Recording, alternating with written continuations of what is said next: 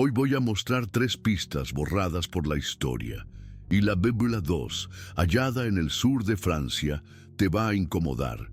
En 7 minutos te muestro el mapa con la ruta de María Magdalena, y en el minuto 14 revelo el símbolo que puede cambiar cómo entendemos el Grial. Si valoras investigaciones que otros callan, suscríbete ahora y activa la campana. Lo del minuto 7 no te lo cuentan en otro lugar.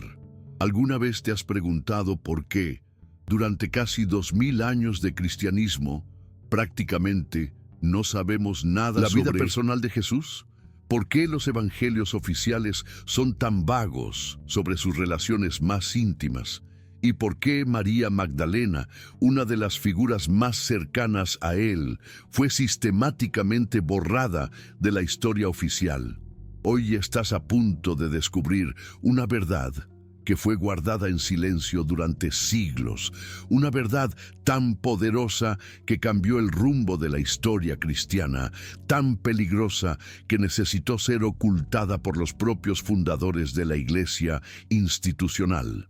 Estamos hablando de la posible existencia de una hija de Jesús y María Magdalena, una descendencia sagrada que, según algunas tradiciones preservadas, llevaría consigo no solo la sangre divina, sino también las enseñanzas más puras y originales del cristianismo primitivo. Antes de que pienses que esto es solo especulación, permíteme ser claro. Lo que vamos a explorar hoy no son teorías conspirativas inventadas. Son tradiciones milenarias preservadas por comunidades secretas, referencias encontradas en manuscritos gnósticos descubiertos en el siglo XX y conexiones históricas que los estudiosos académicos vienen investigando desde hace décadas. ¿Por qué esta historia nunca te llegó?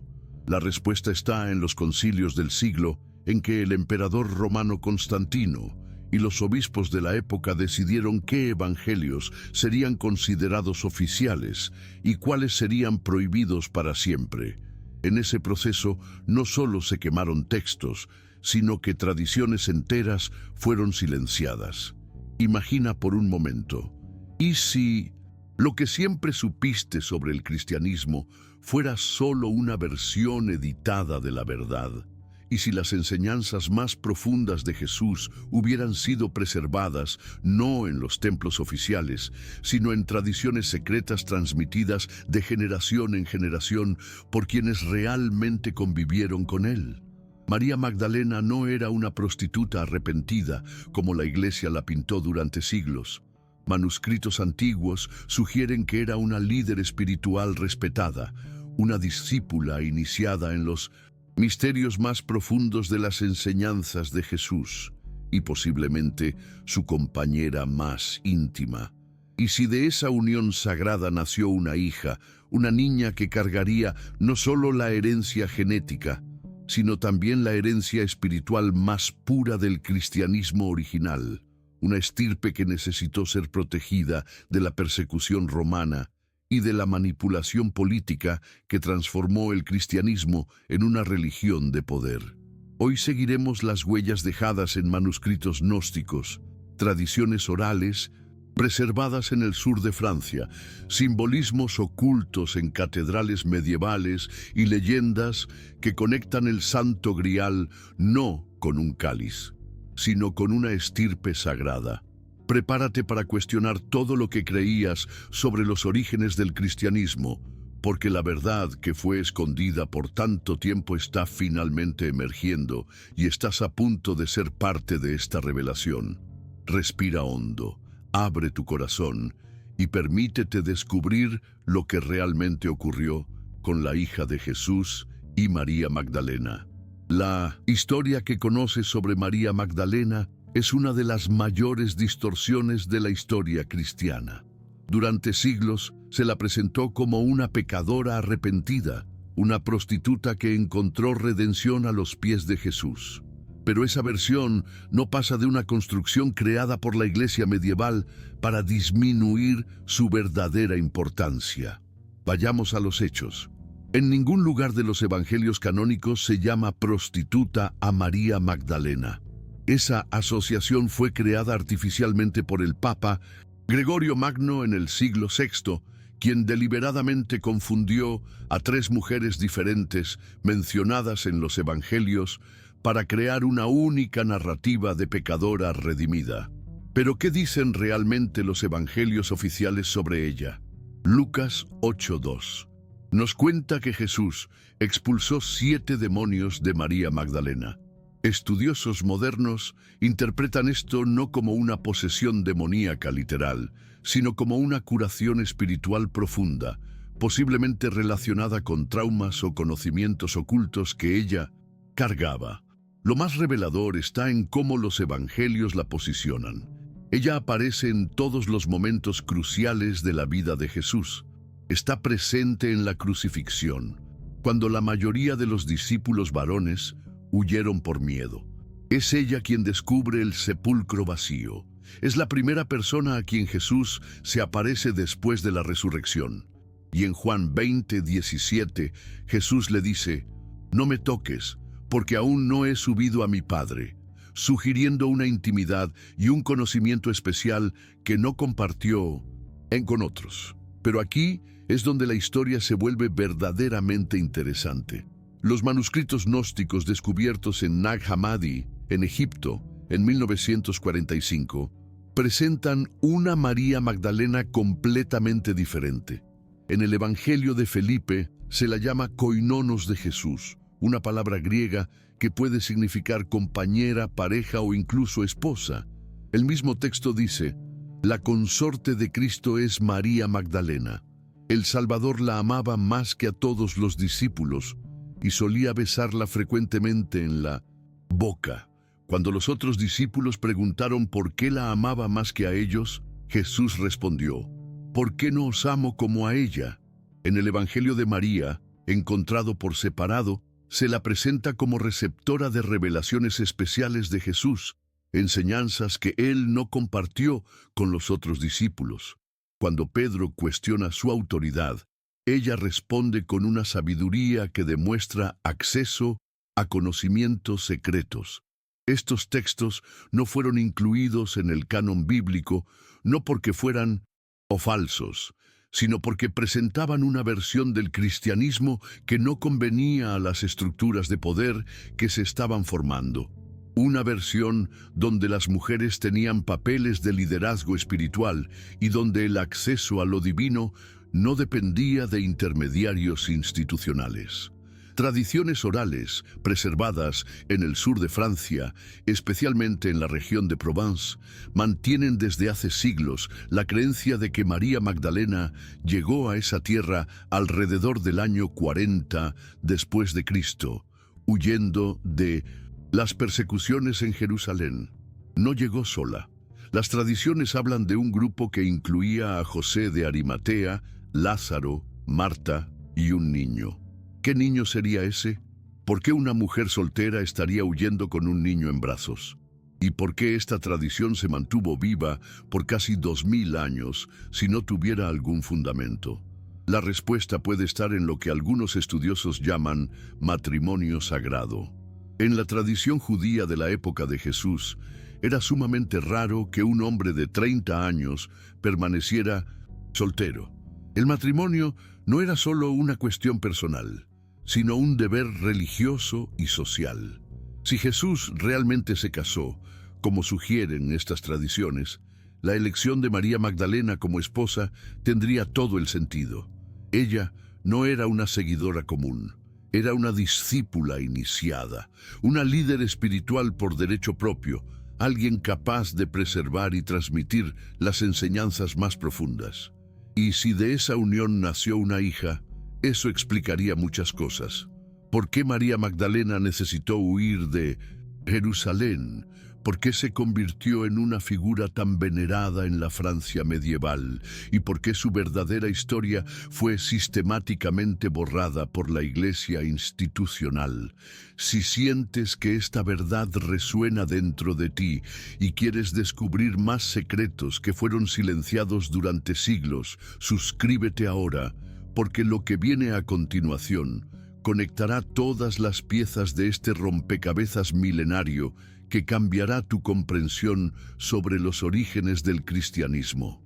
Ahora que comprendemos quién era realmente María Magdalena, necesitamos sumergirnos en los textos que la Iglesia intentó borrar para siempre. Estos no son documentos inventados por escritores medievales fantasiosos.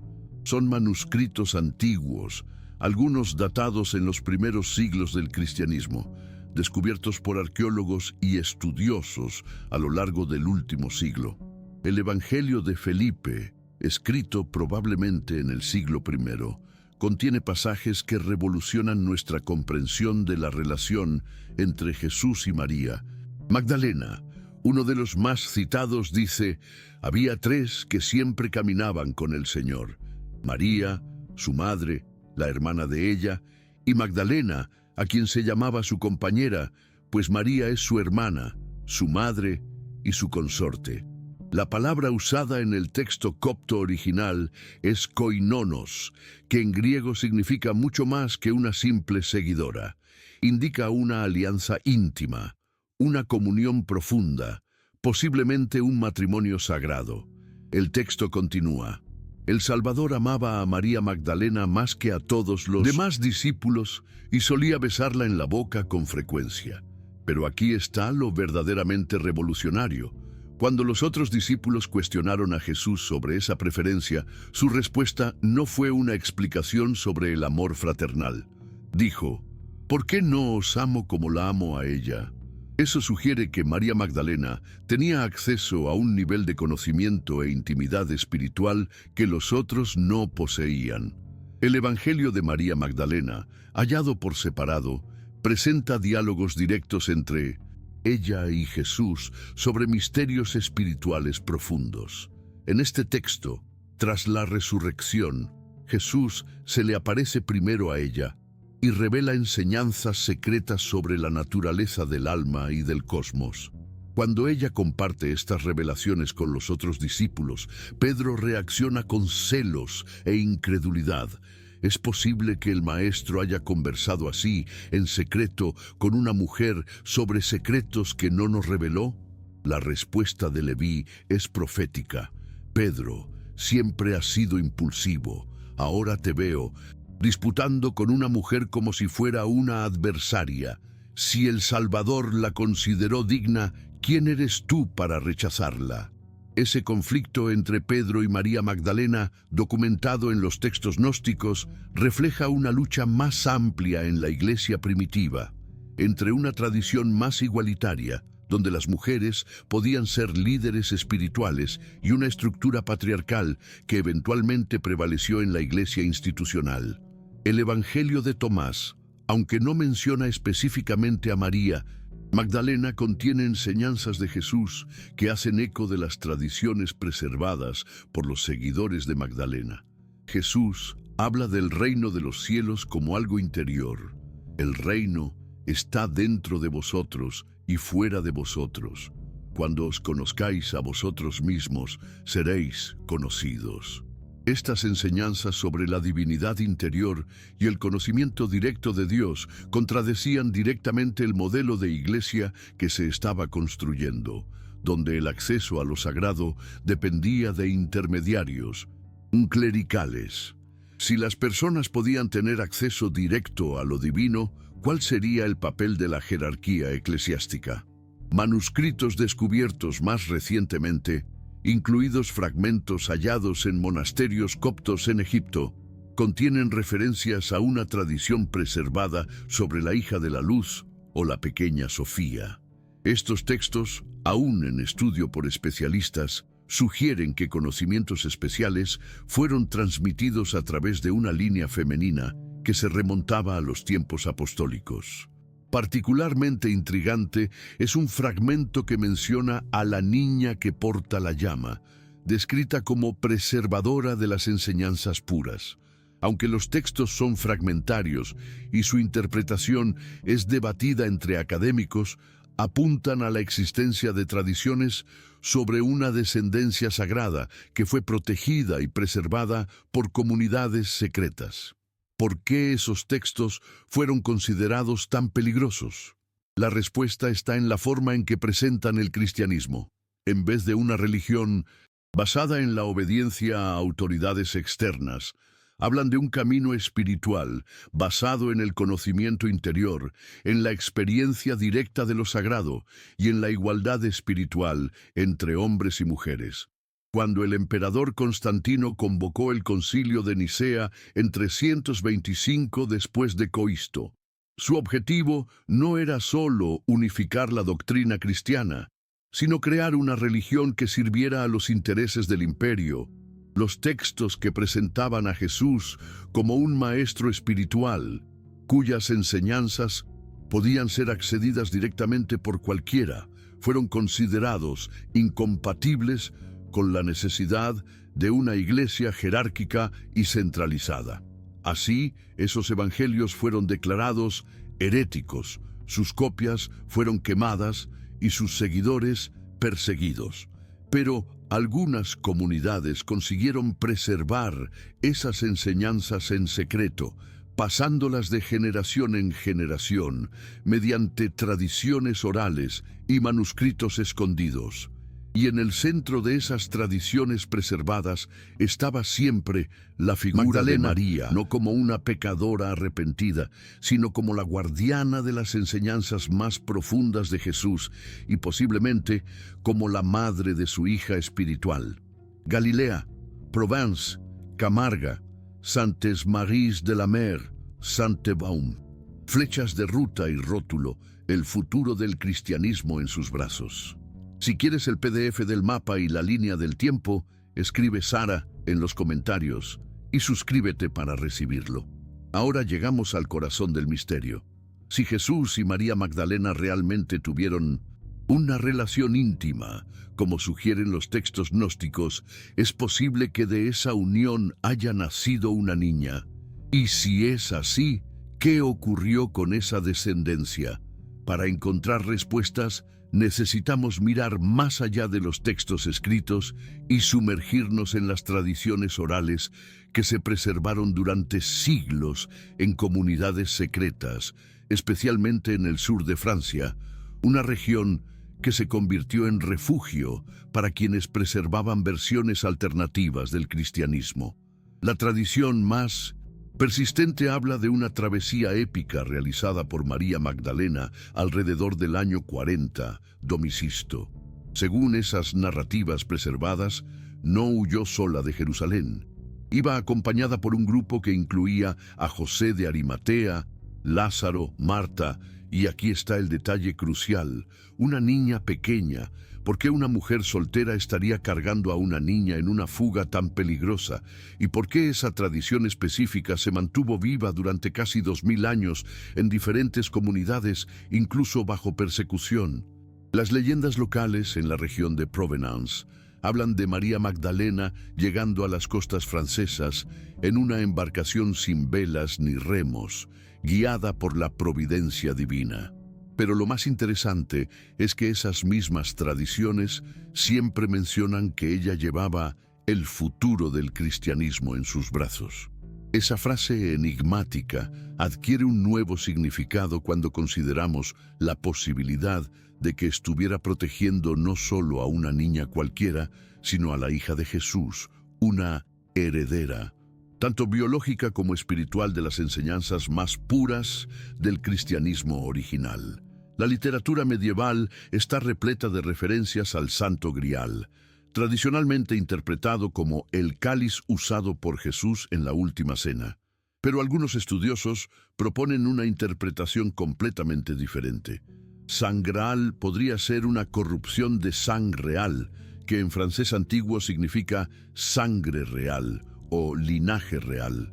Bajo esa perspectiva, el Santo Grial no sería un objeto físico, sino una estirpe sagrada, los descendientes directos de Jesús preservados en secreto. ¿Y quién mejor para guardar esa estirpe que María Magdalena, su compañera más cercana e iniciada en sus misterios más profundos? Los caballeros templarios, orden militar religiosa fundada en el siglo XI, desarrollaron una obsesión aparentemente inexplicable por la región de Languedoc en el sur de Francia. Construyeron fortificaciones, establecieron encomiendas y mantuvieron una presencia constante exactamente en las áreas donde las tradiciones sobre María Magdalena eran más fuertes. Documentos históricos muestran que los templarios poseían conocimientos secretos que los diferenciaban de otras órdenes religiosas. Sus ceremonias de iniciación incluían elementos que escandalizaron a la Iglesia oficial, cuando fueron brutalmente suprimidos por el rey Felipe I de Francia en 1307.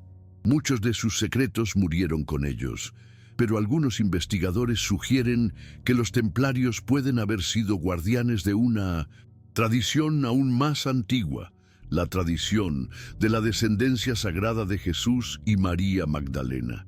Esto explicaría su devoción especial por aquella región, sus conocimientos secretos y también la ferocidad con la que fueron perseguidos.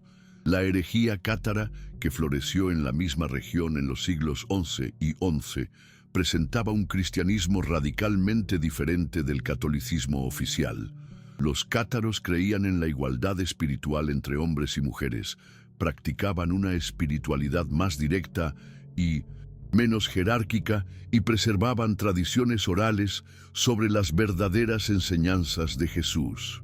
Cuando el Papa Inocencio I lanzó la cruzada alubense contra los cátaros en 1209, el objetivo no era solo erradicar una herejía teológica, sino destruir por completo una cultura que preservaba versiones alternativas de la historia cristiana. Ciudades enteras fueron masacradas, bibliotecas fueron quemadas y tradiciones milenarias fueron deliberadamente exterminadas. Pero incluso bajo persecución extrema, algunas tradiciones sobrevivieron. Familias de la región continuaron transmitiendo, generación tras generación, historias sobre la princesa perdida, la hija de la luz, la heredera de los secretos. Esas tradiciones cobraron nueva vida durante el Renacimiento, cuando artistas como Leonardo da Vinci incorporaron simbolismos en sus obras que algunos interpretan como referencias a la descendencia sagrada.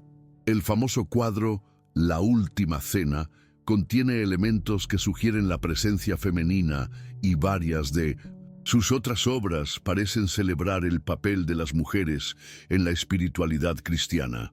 Particularmente intrigantes son las vírgenes negras, cientos de estatuas de María, Madre de Jesús, talladas en madera oscura o piedra negra, encontradas especialmente en Francia, España y otros países europeos. Muchas de estas estatuas están ubicadas exactamente en las regiones donde las tradiciones sobre María Magdalena son más fuertes.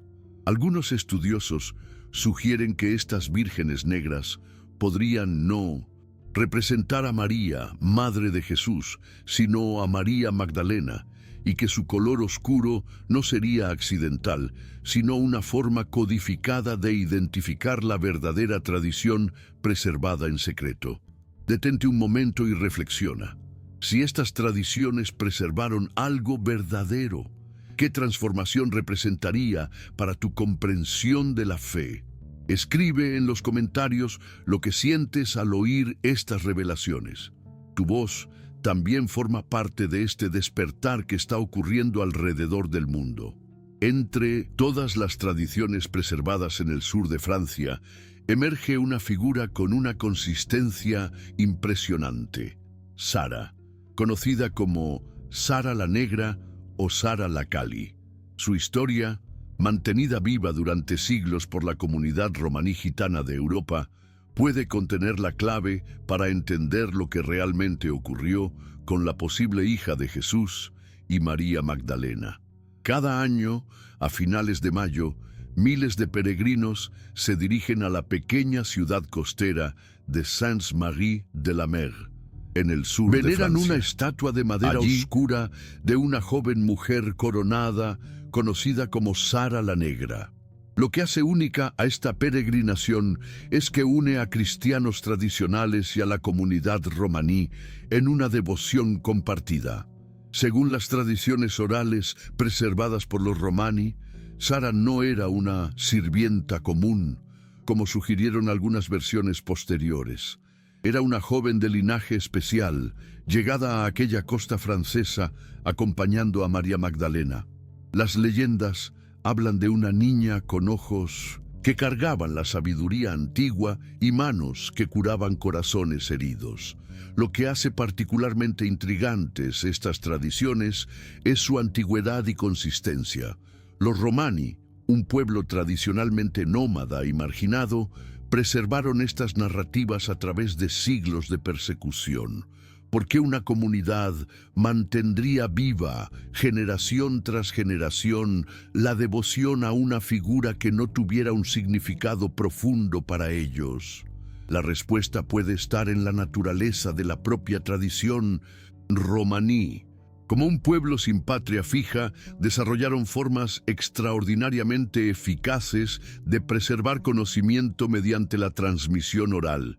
Sus leyendas no son solo historias, son repositorios de información histórica codificada. Las descripciones tradicionales de Sara hablan de una joven que demostraba desde temprano una sabiduría espiritual excepcional. Habría aprendido de María Magdalena no solo las enseñanzas de Jesús, sino también prácticas de sanación y conocimientos sobre la naturaleza divina que residía en cada ser humano. Particularmente fascinante es cómo la tradición describe la relación entre María Magdalena y Sara. No se presenta explícitamente como madre e hija biológica, sino como madre de la luz e hija de la luz.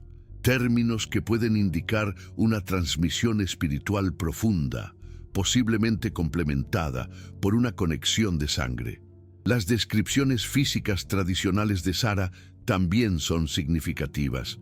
Se la describe con piel morena, ojos oscuros, profundos y cabello negro ondulado, características que podrían reflejar una herencia mixta mediterránea, exactamente lo que esperaríamos de una niña nacida en Palestina en el primer siglo. Pero Sara no permaneció solo como una figura legendaria. Las tradiciones hablan de su vida adulta como una líder espiritual respetada, alguien que atraía personas de diversos orígenes para aprender sobre las enseñanzas que ella preservaba. Sus prácticas incluían rituales de curación, meditaciones contemplativas y ceremonias que honraban tanto lo masculino como lo femenino divino.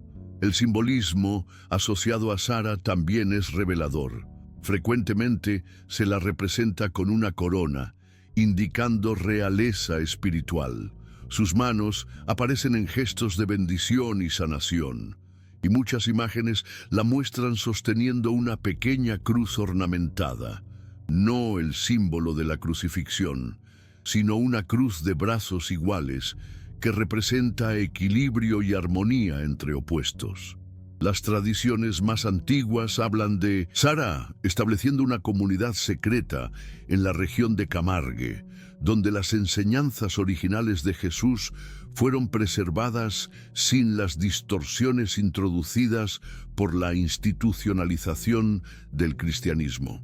Esta comunidad habría funcionado como una escuela de misterios, donde hombres y mujeres tenían acceso igual a los conocimientos sagrados. Documentos históricos muestran que la región donde Sara habría vivido se convirtió en un centro de resistencia a las ortodoxias religiosas impuestas. Durante los siglos siguientes, fue hogar de diversos grupos considerados heréticos por la Iglesia oficial: gnósticos, cátaros, trovadores que cantaban sobre el amor sagrado y comunidades que practicaban formas alternativas de cristianismo. La propia palabra Kali, a veces asociada al nombre de Sara, tiene múltiples interpretaciones. Puede derivar de la palabra griega kalos, que significa bella o sagrada, o puede estar conectada a la tradición hindú de Kali, la diosa de la transformación, sugiriendo que las tradiciones sobre Sara pueden haber incorporado elementos de sabidurías espirituales orientales que Jesús posiblemente trajo de sus viajes. Lo verdaderamente extraordinario de las tradiciones de Sara es cómo sobrevivieron no solo a la persecución religiosa, sino también a los intentos de asimilación cultural. Incluso cuando los romani fueron forzados a convertirse oficialmente al cristianismo, mantuvieron su devoción especial a Sara, encontrando formas de integrar su veneración en los rituales cristianos aceptados. Hoy, al visitar Sainte-Marie de la Mer durante el festival anual de Sara, se atestigua algo extraordinario. Una devoción que une a personas de diferentes tradiciones en una celebración de la herencia espiritual femenina. Es como si, a través de Sara, algo del cristianismo original, igualitario, místico, centrado en la experiencia directa de lo sagrado, continuara vivo.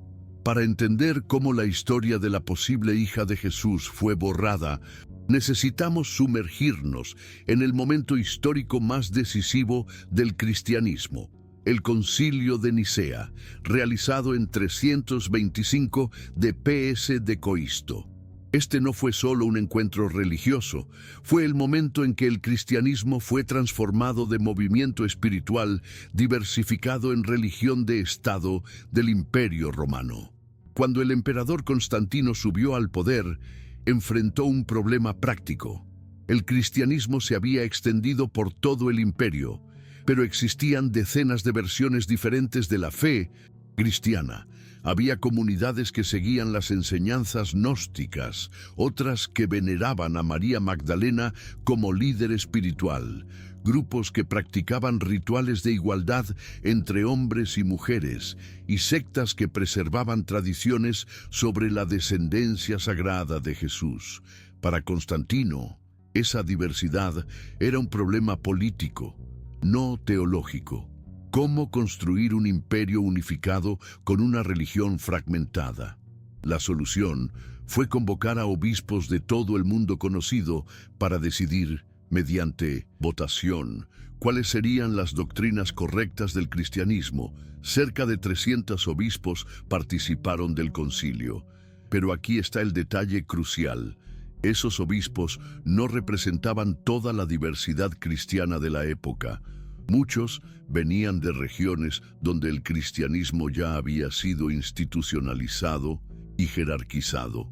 Representantes de comunidades gnósticas, grupos que seguían liderazgos femeninos y tradiciones alternativas, fueron sistemáticamente excluidos o marginados. El proceso de selección de los textos que formarían la Biblia oficial fue aún más restrictivo. De los cientos de evangelios, epístolas, apocalipsis y otros textos cristianos circulantes en la época, solo 27 fueron escogidos para formar el Nuevo Testamento. Los criterios no fueron solo teológicos, también fueron políticos y sociales. Textos que presentaban a mujeres en posiciones de liderazgo espiritual fueron rechazados. Evangelios que sugerían que Jesús se había casado o tenido descendencia fueron prohibidos. Escritos que hablaban del acceso directo a lo divino sin necesidad de intermediarios clericales fueron considerados heréticos. El Evangelio de María Magdalena, que la presentaba recibiendo revelaciones especiales de Jesús, fue declarado apócrifo. El Evangelio de Felipe, con sus referencias a la relación íntima entre Jesús y Magdalena, fue prohibido. Textos gnósticos que hablaban de Sofía, la sabiduría femenina como aspecto divino, fueron considerados blasfemos. Pero la destrucción no se detuvo en la mera prohibición. Constantino ordenó que todas las copias de los evangelios rechazados fueran quemadas. Bibliotecas enteras fueron destruidas. Comunidades que se negaron a aceptar los nuevos cánones fueron perseguidas. Aquí comprendemos por qué las tradiciones sobre la hija de Jesús sobrevivieron solo de forma oral y en comunidades marginales. Cualquier documento escrito que sugiriera una descendencia sagrada sería considerado una amenaza directa a la nueva estructura de poder de la Iglesia. La transformación fue radical. El cristianismo primitivo, que había sido un movimiento diversificado y con frecuencia liderado por mujeres, fue reorganizado como una jerarquía patriarcal estricta. La figura de María Magdalena fue deliberadamente disminuida y distorsionada, y cualquier mención a una posible descendencia de Jesús fue borrada de los registros oficiales. Pero no todo se perdió. Algunas comunidades lograron esconder copias de los textos prohibidos. Por eso, en el siglo XX, los arqueólogos pudieron descubrir los manuscritos de Nag Hammadi y otros textos gnósticos. Eran documentos que habían sido enterrados para protegerlos de la destrucción sistemática. Otras tradiciones sobrevivieron mediante la transmisión oral.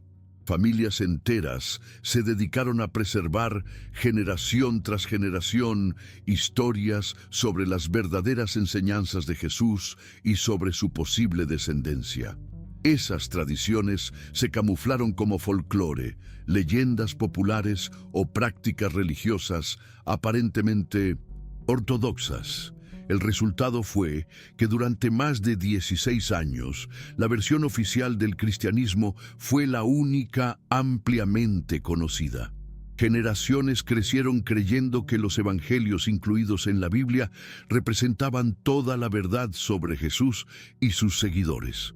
Solo en los últimos siglos, con el desarrollo de métodos históricos y arqueológicos modernos, empezamos a redescubrir la riqueza y la diversidad del cristianismo primitivo. Y con esos redescubrimientos, las tradiciones sobre María Magdalena y su posible hija ganaron nueva credibilidad académica. El Concilio de Nicea no fue un encuentro de obispos buscando la verdad espiritual. Fue una operación política destinada a crear una religión que sirviera a los intereses del imperio. En ese proceso, historias enteras fueron borradas, tradiciones fueron criminalizadas y la memoria de personajes como la posible hija de Jesús fue deliberadamente exterminada de los registros oficiales. Aunque las tradiciones orales y los textos gnósticos proporcionan pistas fascinantes sobre la posible hija de Jesús y María Magdalena, es en los descubrimientos arqueológicos y análisis históricos modernos donde encontramos las evidencias más intrigantes de esta historia oculta. Las excavaciones en sitios arqueológicos relacionados con el cristianismo primitivo han revelado un cuadro mucho más complejo y diversificado de lo que los relatos oficiales sugieren. En Magdala, la ciudad natal de María Magdalena, a orillas del mar de Galilea, descubrimientos recientes muestran evidencias de una comunidad próspera y cosmopolita, donde las mujeres tenían papeles económicos y sociales significativos. La propia Magdala era mucho más que una simple aldea de pescadores, como a menudo se la retrata. Excavaciones realizadas en las últimas décadas revelaron una sinagoga ricamente decorada, baños rituales sofisticados y evidencias de comercio internacional. Esto sugiere que María, la Magdalena, provenía de un entorno urbano y educado, no de la pobreza rural que las narrativas oficiales implican. Particularmente significativa fue el descubrimiento en 2009 de una piedra ornamentada en la sinagoga de Magdala, conocida como la Piedra de Magdala. Esta piedra, datada en el primer siglo, contiene grabados que algunos estudiosos interpretan como representaciones del Templo de Jerusalén, sugiriendo conexiones directas entre Magdala y los centros religiosos más importantes de la época. Más aún, son los hallazgos en el sur de Francia los que proporcionan las pistas más directas sobre las tradiciones relacionadas con la descendencia sagrada. En la región de Languedoc, especialmente alrededor de Henle-Chatou y de las montañas de Corbières, arqueólogos encontraron evidencias de asentamientos cristianos extraordinariamente antiguos, algunos posiblemente datados en el siglo Pinopins d. Cristo. En varias iglesias medievales de la región, investigadores descubrieron símbolos e inscripciones que no se alinean con el cristianismo ortodoxo de la cruces de brazos iguales, representaciones femeninas en posiciones de autoridad espiritual y grabados en idiomas que mezclan latín, griego y arameo, sugiriendo una tradición que preservó elementos del cristianismo primitivo oriental. El análisis de manuscritos medievales encontrados en monasterios de la región reveló referencias consistentes a una estirpe preservada y a guardianes de los secretos.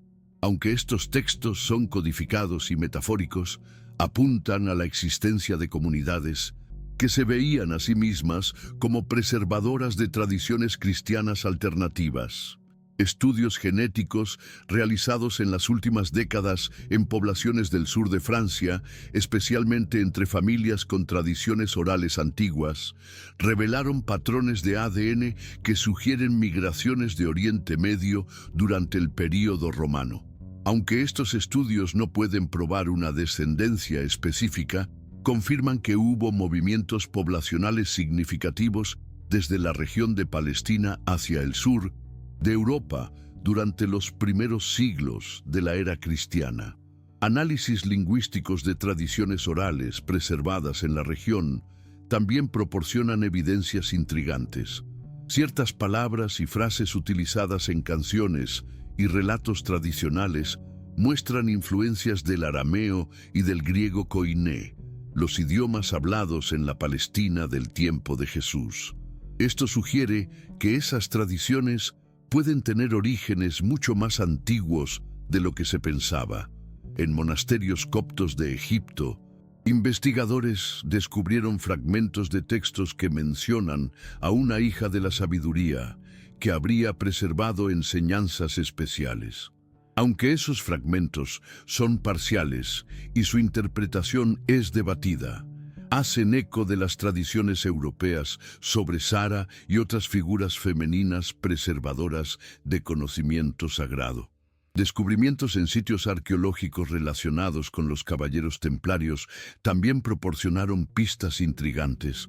En varias encomiendas templarias del sur de Francia, arqueólogos encontraron objetos y símbolos que sugieren conocimientos esotéricos relacionados con la tradición de María Magdalena, cruces ornamentadas con símbolos femeninos, representaciones de figuras femeninas coronadas e inscripciones que parecen referirse a linajes sagrados. El análisis del arte medieval también reveló patrones fascinantes. En decenas de iglesias y catedrales, especialmente en Francia y España, los investigadores identificaron representaciones artísticas que parecen contar una historia diferente a la oficial. Pinturas que muestran a mujeres en posiciones de autoridad espiritual, esculturas que sugieren relaciones íntimas entre figuras sagradas y símbolos que pueden referirse a una descendencia sagrada. Las famosas vírgenes negras esparcidas por Europa también están siendo reevaluadas por los investigadores.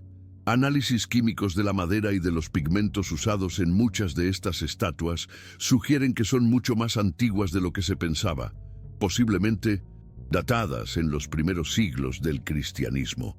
Su distribución geográfica coincide notablemente con las regiones donde las tradiciones sobre María Magdalena son más fuertes. Estudios antropológicos de comunidades romaní que preservan las tradiciones sobre Sara han revelado consistencias impresionantes en las narrativas orales, incluso entre grupos que estuvieron geográficamente separados durante siglos. Esa consistencia sugiere que las tradiciones se basan en memorias históricas reales, no en invenciones folclóricas. Recientemente, análisis de ADN extraído de reliquias medievales atribuidas a María Magdalena, preservadas en varias iglesias francesas, revelaron perfiles genéticos consistentes con orígenes de Oriente Medio. Aunque no es posible confirmar la identidad específica de esas reliquias, los resultados son coherentes con las tradiciones sobre su presencia en la región. Consideradas en conjunto, Todas estas evidencias no prueban definitivamente la existencia de una hija de Jesús y María Magdalena, pero sí confirman que ocurrió algo extraordinario en los primeros siglos del cristianismo, algo que fue deliberadamente ocultado por la historia oficial y que dejó rastros arqueológicos, genéticos, lingüísticos y artísticos que persisten hasta hoy. Una de las cuestiones más fascinantes sobre la tradición de la descendencia sagrada es ¿por qué específicamente Francia? ¿Por qué María Magdalena habría escogido las costas mediterráneas francesas como destino de su huida de Jerusalén? La respuesta puede revelar que su travesía no fue solo una fuga desesperada, sino una misión cuidadosamente planificada para preservar algo de valor incalculable. Para comprender esta elección, necesitamos transportarnos al mundo del primer siglo. La región que hoy conocemos como sur de Francia formaba parte de la provincia romana de la Galia Narbonense, un área cosmopolita con rutas comerciales establecidas que conectaban el Mediterráneo con el norte de Europa. Más importante aún, era una región con comunidades judías bien establecidas y relativamente tolerante a diferentes tradiciones religiosas. Las tradiciones preservadas hablan de una travesía que no fue improvisada. María Magdalena habría partido de Jerusalén acompañada por José de Arimatea, un hombre rico e influyente que tenía conexiones comerciales por todo el Mediterráneo. También viajaron con ellos Lázaro y Marta, formando un grupo que combinaba recursos financieros, conocimiento de las rutas comerciales y autoridad espiritual reconocida. Pero la presencia de la niña, tradicionalmente identificada como Sara, transforma completamente la naturaleza de ese viaje. Una fuga con una niña pequeña sería extremadamente peligrosa y difícil. ¿Por qué arriesgar una travesía marítima tan larga con una niña? A menos que preservar a esa niña fuera más importante que la propia seguridad. La elección específica del destino también sugiere una planificación cuidadosa. Las costas de la Camarga, donde las tradiciones sitúan la llegada de María Magdalena, eran un lugar estratégico ideal, lo suficientemente aislado para evitar la atención de las autoridades romanas, pero con acceso a rutas comerciales que permitirían la comunicación con otras comunidades cristianas. Una región pantanosa que ofrecía protección natural, pero lo bastante cercana a centros urbanos para obtener los suministros necesarios.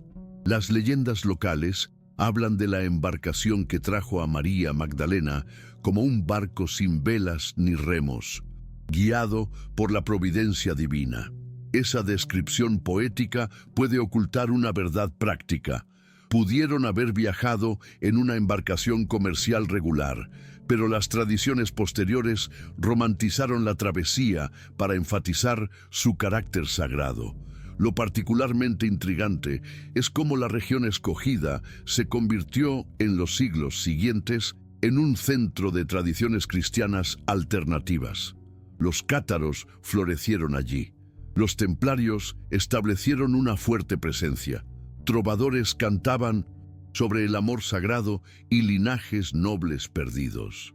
Es como si la semilla plantada por María Magdalena hubiese seguido germinando a lo largo de los siglos. Pero quizá el aspecto más fascinante de esa tradición es cómo retrata no solo una fuga, sino el establecimiento de una escuela de misterios. Las leyendas hablan de María Magdalena estableciendo una comunidad en la Sainte Baume, una gruta en las montañas de Provence, donde habría pasado sus últimos años enseñando y preservando los conocimientos sagrados. Esa gruta, que existe y puede ser visitada hasta hoy, se convirtió en lugar de peregrinación ya en el siglo, porque una gruta remota se convertiría en un destino religioso tan importante si no hubiera alguna memoria histórica real conectada a ella.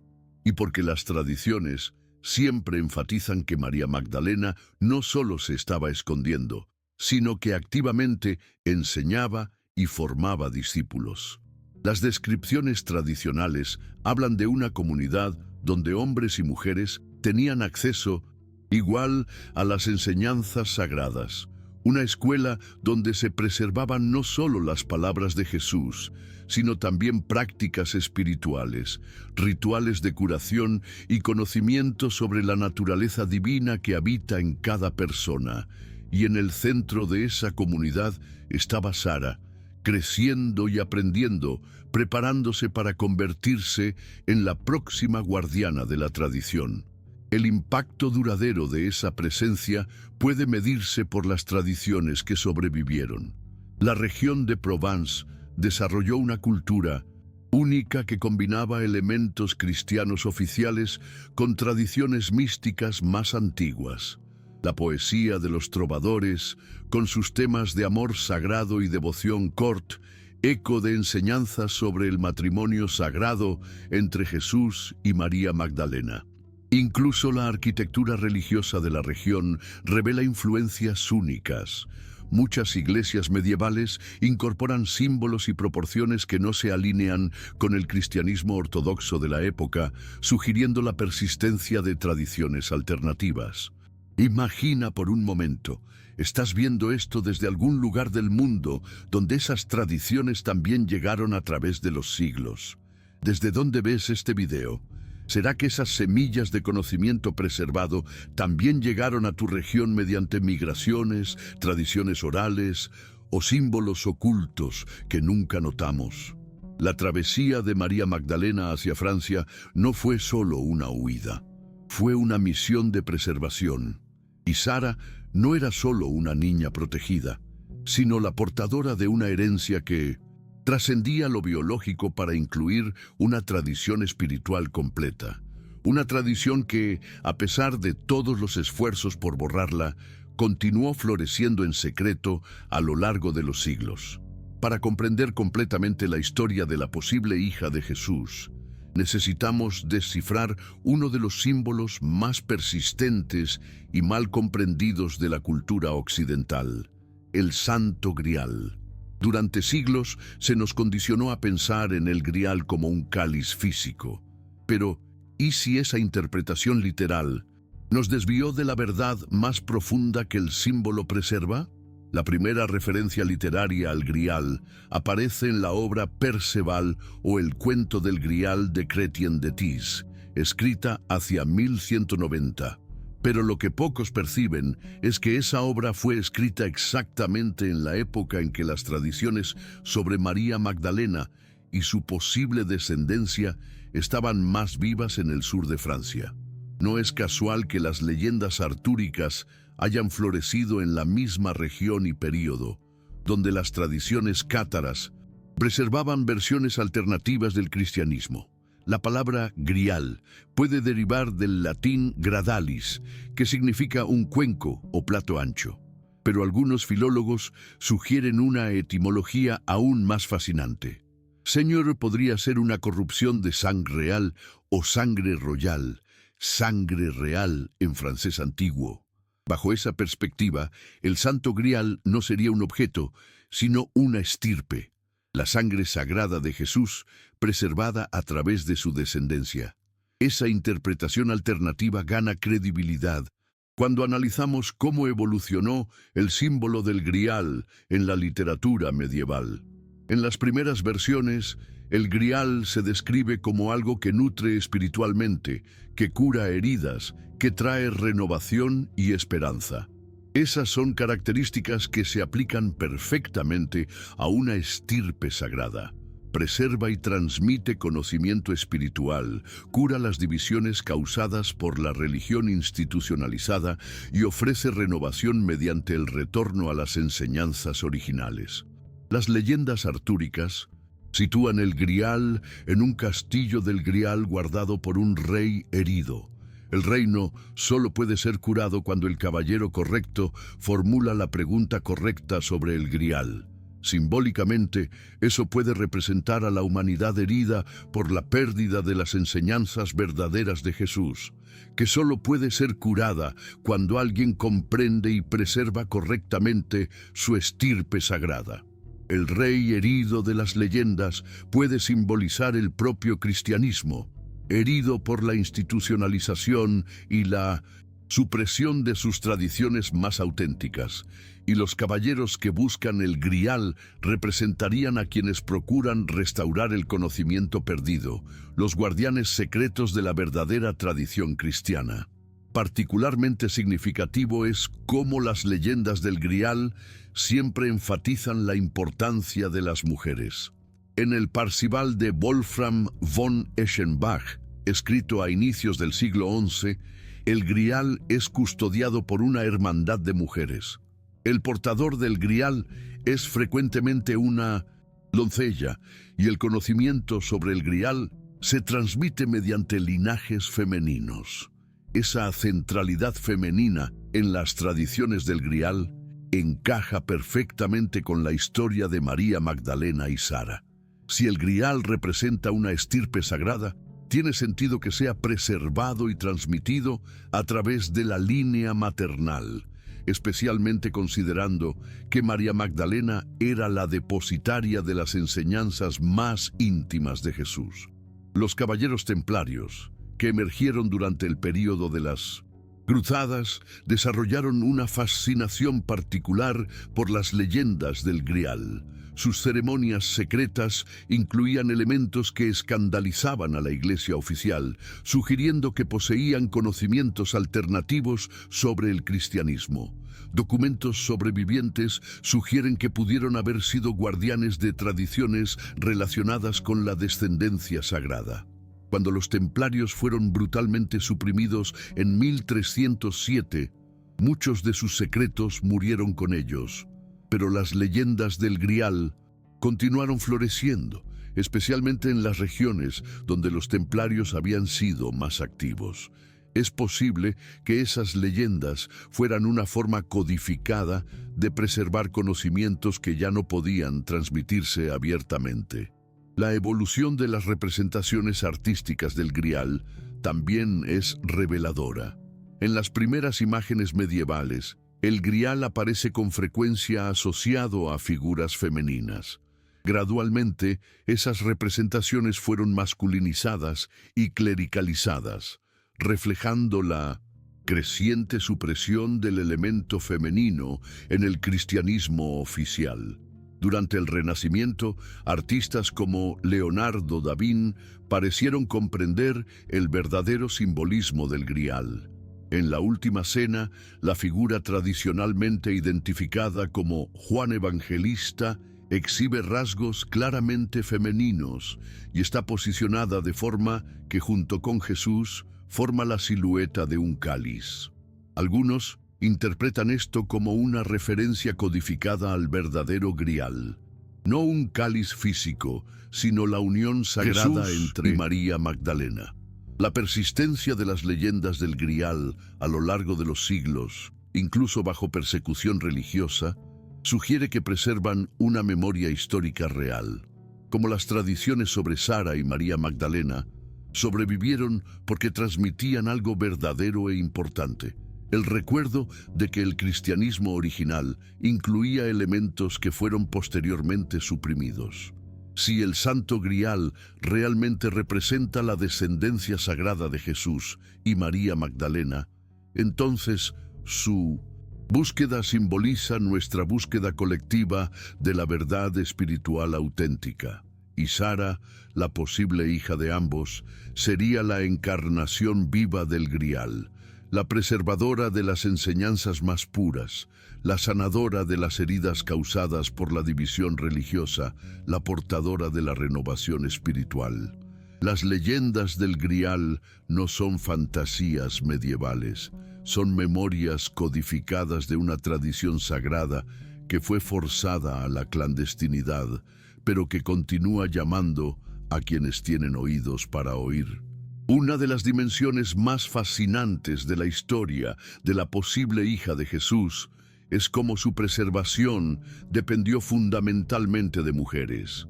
Mientras las instituciones masculinas de la Iglesia oficial suprimían estas tradiciones, fueron las mujeres, madres de conventos, parteras, curanderas, narradoras, quienes mantuvieron viva, generación tras generación, la memoria de la descendencia sagrada. Esa preservación, a través de linajes femeninos, no fue accidental. Las mujeres del mundo antiguo y medieval poseían redes de conocimiento y comunicación que con frecuencia pasaban desapercibidas para las autoridades masculinas. Mediante prácticas de curación, rituales de nacimiento y muerte y tradiciones orales transmitidas de madre a hija, crearon canales seguros para preservar conocimientos que habrían sido considerados heréticos de ser descubiertos. En la región de Provence, donde las tradiciones sobre María Magdalena y Sara eran más fuertes, se desarrolló una cultura única de sabiduría femenina. Documentos medievales hacen referencia a mujeres conocidas como perfectas o sabias, que poseían conocimientos especiales sobre medicina, espiritualidad y tradiciones antiguas. Muchas de esas mujeres fueron posteriormente perseguidas como brujas, pero no antes de transmitir sus conocimientos a las siguientes generaciones. Los monasterios femeninos de la región también desempeñaron un papel crucial en la preservación. Mientras los monasterios masculinos seguían estrictamente las doctrinas ortodoxas, algunos conventos femeninos mantenían tradiciones más antiguas. Manuscritos encontrados en bibliotecas conventuales contienen referencias veladas a linajes sagrados y a sabiduría preservada que hacen eco de las tradiciones sobre la descendencia de Jesús. Particularmente fascinante es el papel de las beguinas, comunidades de mujeres laicas que florecieron en los siglos XI y X. Estas mujeres vivían de forma semimonástica, dedicándose a la oración y al cuidado de los pobres, pero sin hacer votos formales a la Iglesia. Muchas beguinas fueron acusadas de herejía por preservar prácticas espirituales que no se alineaban con la ortodoxia oficial. Documentos sobrevivientes sugieren que algunas comunidades de beguinas pudieron haber sido guardianas conscientes de tradiciones relacionadas con la descendencia sagrada. Sus escritos místicos con frecuencia enfatizan la importancia del Cristo interior y de la experiencia espiritual directa, temas que hacen eco de las enseñanzas gnósticas asociadas a María Magdalena. Las parteras tradicionales de la región también parecen haber desempeñado un papel especial en la preservación. No solo asistían a los nacimientos físicos, sino que eran guardianas de conocimientos sobre linajes familiares y tradiciones ancestrales. Muchas familias de la región preservaron a través de sus parteras conocimientos sobre sus supuestas conexiones con la estirpe sagrada.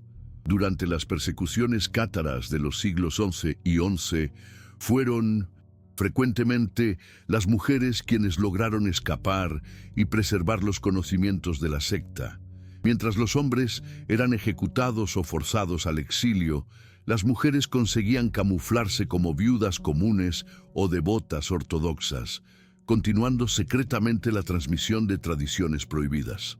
La tradición de las vírgenes negras también refleja esa preservación femenina. Esas estatuas, veneradas en cientos de iglesias europeas, fueron a menudo descubiertas o reveladas por mujeres, pastoras, campesinas o místicas, que reportaban visiones o sueños que las llevaban a las esculturas escondidas. Análisis modernos han revelado que muchos de esos hallazgos siguen un patrón. Las estatuas estaban escondidas en lugares que requerían conocimiento tradicional local para ser encontrados. Eso sugiere que los descubrimientos no fueron milagrosos, sino basados en conocimientos secretos transmitidos mediante linajes femeninos. Las tradiciones orales preservadas por las mujeres romane son quizá el Ejemplo más claro de esa preservación femenina. La devoción a Sara la Negra se transmite específicamente a través de las mujeres de la comunidad. Son las matriarcas romaníes quienes conocen las historias completas, los rituales tradicionales y los conocimientos secretos asociados a la figura de Sara. Esas tradiciones romaníes hablan de Sara no solo como una figura histórica, sino como el arquetipo de la mujer sabia, aquella que preserva conocimientos sagrados, incluso cuando el mundo alrededor intenta borrarlos. Las mujeres roman ven en Sara un modelo de resistencia espiritual y preservación cultural. Durante el Renacimiento fueron con frecuencia mujeres de la nobleza quienes patrocinaron a artistas y escritores interesados en temas relacionados con lo femenino sagrado. Mecenas como Isabella d'Este y Catherine de Medici apoyaron obras que sutilmente desafiaban las ortodoxias religiosas establecidas, permitiendo que artistas como Leonardo da Vinci incorporaran simbolismos alternativos en sus obras. Incluso en tiempos modernos fueron frecuentemente mujeres, investigadoras, arqueólogas e historiadoras feministas quienes primero llamaron la atención sobre la importancia de las tradiciones suprimidas sobre María Magdalena y otras figuras femeninas del cristianismo primitivo. Esa continuidad a través de linajes femeninos crea un puente directo entre Sara, la posible hija de Jesús, y las mujeres de hoy que redescubren esas tradiciones. Es como si existiera una corriente ininterrumpida de preservación femenina, manteniendo viva la memoria de una época en la que lo sagrado femenino era reconocido y celebrado dentro del cristianismo. Las guardianas de la tradición no fueron solo preservadoras pasivas, fueron co-cristalizadoras activas, adaptando y recontextualizando las tradiciones antiguas para cada nueva generación, garantizando que la esencia permaneciera viva, incluso cuando las formas externas necesitaban cambiar para sobrevivir. Cuando contemplamos la posibilidad de que Jesús tuviera una hija con María Magdalena, inevitablemente nos enfrentamos a una pregunta profunda. ¿Qué significaría eso para nuestra fe hoy? ¿Cómo transformaría esa revelación nuestra comprensión del cristianismo y nuestra relación personal con lo sagrado? Para muchos, la primera reacción puede ser de resistencia o incluso de miedo. Al fin y al cabo, fuimos condicionados durante siglos a creer en una versión específica de la historia cristiana. Cuestionar esos fundamentos puede parecer una amenaza a la propia fe, pero ¿y si, en vez de destruir nuestra espiritualidad, estas revelaciones la profundizaran y enriquecieran? La existencia de una hija de Jesús no disminuiría su divinidad. Podría, en realidad, hacerla más accesible y humanamente comprensible. Un Jesús que amó profundamente, que se comprometió en una relación sagrada, que conoció la alegría de la paternidad, sería un Jesús más cercano a nuestras experiencias humanas, no más distante de ellas. Esa cercanía podría revolucionar nuestra comprensión de lo sagrado en la vida cotidiana. Si Jesús encontró lo divino a través del amor humano y de la familia, eso validaría esas experiencias como caminos legítimos para el encuentro con Dios. El matrimonio, la paternidad, la maternidad, el amor romántico, todos cobrarían una dimensión sagrada que se perdió en gran medida en el cristianismo institucionalizado. La figura de María Magdalena, restaurada a su verdadera importancia, ofrecería un modelo poderoso de liderazgo espiritual femenino. En una época en que millones de mujeres buscan reconocimiento de su igualdad espiritual, el redescubrimiento de Magdalena como apóstola de los apóstoles proporcionaría una base histórica sólida para esa reivindicación. Imagina el impacto transformador para las mujeres cristianas al descubrir que, en los orígenes del cristianismo, una mujer era considerada la discípula más cercana de Jesús, la depositaria de sus enseñanzas más íntimas, posiblemente su compañera sagrada y madre de su hija. Eso no sería una novedad radical, sino un retorno a los orígenes más auténticos de la fe. Para los hombres cristianos, estas revelaciones ofrecerían un modelo de masculinidad sagrada muy diferente del tradicionalmente presentado. Jesús como compañero amoroso, como padre protector, como hombre que honraba y elevaba a las mujeres a su alrededor, sería un contraste poderoso con modelos de masculinidad basados en dominación y control. La tradición de Sara, creciendo bajo la tutela de María Magdalena, preservando y transmitiendo enseñanzas sagradas, ofrecería un arquetipo inspirador para las nuevas generaciones. Niños y jóvenes podrían ver en la posible hija de Jesús un ejemplo de cómo la herencia espiritual se transmite no a través de instituciones, sino a través de relaciones auténticas y experiencias vividas.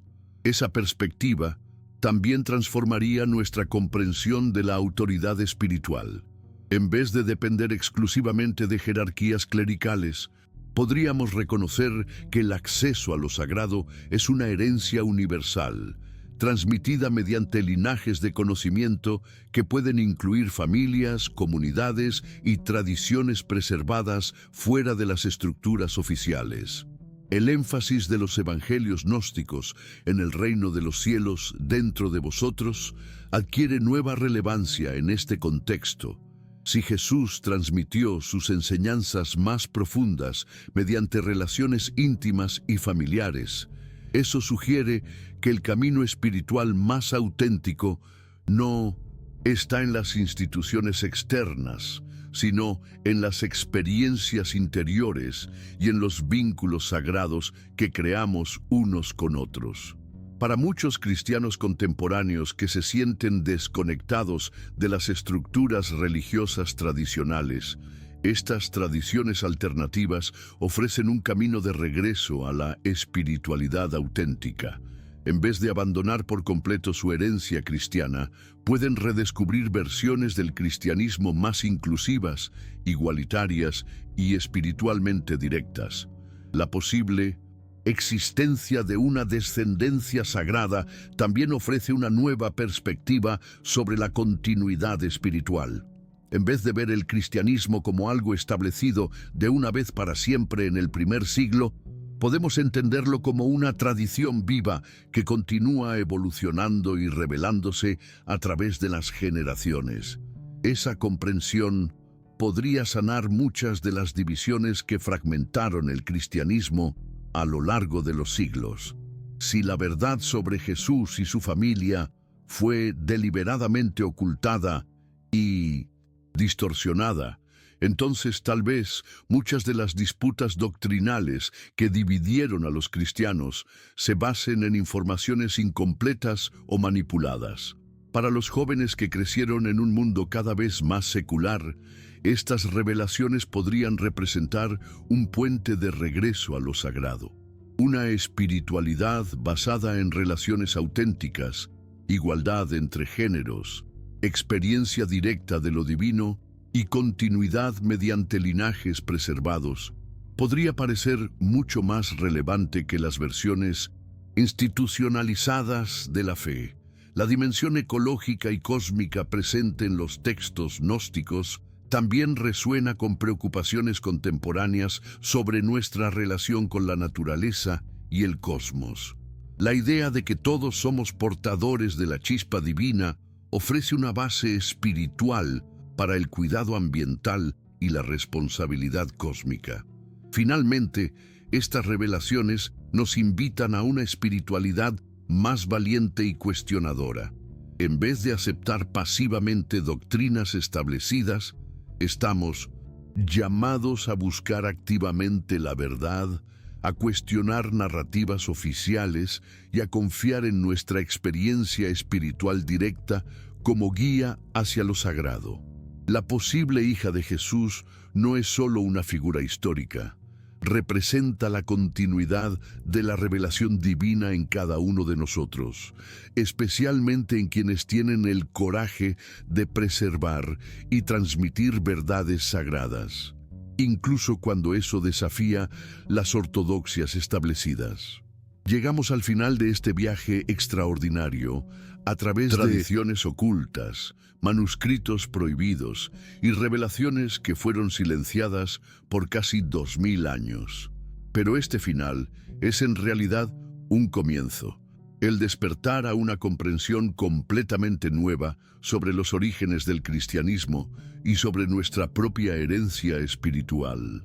La historia de la posible hija de Jesús y María Magdalena no trata solo de eventos del pasado distante. Trata de nosotros, de este momento, del despertar que está ocurriendo ahora mismo en corazones alrededor del mundo. Cada persona que escucha estas revelaciones y siente algo resonar profundamente dentro de sí, forma parte de una corriente ininterrumpida de preservación de la verdad. Durante siglos, esa verdad fue guardada por comunidades secretas, familias valientes, mujeres sabias que transmitieron conocimientos de generación en generación, incluso bajo amenaza de persecución. Ellas preservaron no solo información histórica, sino algo mucho más precioso: el recuerdo de que lo sagrado es accesible, de que lo divino habita en cada uno de nosotros, de que no necesitamos intermediarios para conectarnos con el amor infinito que Jesús ejemplificó. Si Sara realmente existió, si creció aprendiendo con María Magdalena las enseñanzas más puras de su Padre, entonces ella representa algo que vive en cada uno de nosotros: la capacidad de cargar y transmitir sabiduría sagrada. No importa nuestro origen, nuestra formación religiosa o nuestra situación actual, todos podemos ser guardianes de la verdad espiritual. La tradición que comenzó con Jesús y María Magdalena, que fue preservada en Sara, que sobrevivió a través de los cátaros, de los templarios, de las tradiciones orales, de los manuscritos escondidos, no termina en el pasado. Continúa en cada persona que elige la búsqueda de la verdad por encima de la conformidad, que valora la experiencia espiritual directa por encima de la obediencia ciega a las autoridades, que reconoce lo sagrado tanto en lo femenino como en lo masculino. Las implicaciones de estas revelaciones van mucho más allá de la curiosidad histórica. Nos invitan a repensar por completo nuestra relación con la espiritualidad. Si Jesús realmente se casó, si tuvo una hija, si sus enseñanzas más profundas fueron preservadas no en las instituciones oficiales, sino en tradiciones alternativas, entonces quizá sea hora de buscar esas tradiciones con el corazón abierto. Eso no significa abandonar nuestra fe, significa profundizarla. Significa reconocer que la verdad sobre Jesús puede ser mucho más rica, más humana, más accesible de lo que las versiones institucionales nos enseñaron. Significa abrazar un cristianismo que celebra el amor sagrado, que honra la igualdad espiritual, que reconoce la divinidad interior, que preserva tradiciones mediante linajes familiares y comunitarios. Para las mujeres que escucharon estas revelaciones, que sintieron despertar algo dentro de sí, sepan que ustedes cargan la misma herencia espiritual de María Magdalena y Sara. Son igualmente capaces de recibir revelaciones directas, de liderar espiritualmente, de preservar y transmitir sabiduría sagrada. El intento de silenciar su voz espiritual fue una distorsión histórica, no una verdad divina. Para los hombres que reconocen en estas tradiciones un llamado a una masculinidad más sagrada, más conectada, más honrosa de lo femenino, han encontrado un camino de regreso a la versión más auténtica de la espiritualidad cristiana. Jesús, como compañero amoroso y padre devoto, ofrece un modelo de ser hombre que integra fuerza con ternura, liderazgo con servicio, convicción con amor.